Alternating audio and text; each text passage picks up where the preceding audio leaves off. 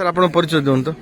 मु केन्द्राधिकारी Chakradhar Kanwar Bhanjanagar fire station. Sir आज कौन कार्यक्रम रही सर? आज मंथली आम मॉकड्रिल प्लान कर स्कूल डिहपटल स्कूल अवेयरनेस प्रोग्राम सप्ताह बर्तमान चली मैडम को अनुरोध कर आज आसी आम ये कम करूँ पिलाने केमती सचेतन हो पारे केमती रक्षा करेंगे बाद आम सब डेमो माध्यम सब देखीदेलु प्रैक्टिकल। आज छात्र छात्री मैंने केते उत्साहित अच्छा आपण प्रशिक्षण शिविर पे? हाँ निश्चित भाव उत्साहित अच्छा सब क्वेश्चन आंसर भी होता है पचरा कर बहुत सुंदर भाव आंसर देते आगुरी आगू प्रस्ताव रखा जाए बहुत खुशी अच्छा।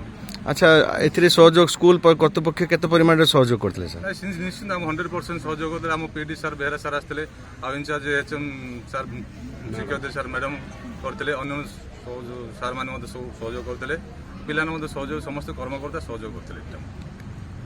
मैम आपण परिचय दियंतु। आज्ञा मो ना मोनालिसा प्रधान मो जीपी हाई स्कूल ढिवपड़ा हाई स्कूल इंचार्ज एचएम अच्छी। आज कौन कार्यक्रम रही मैम?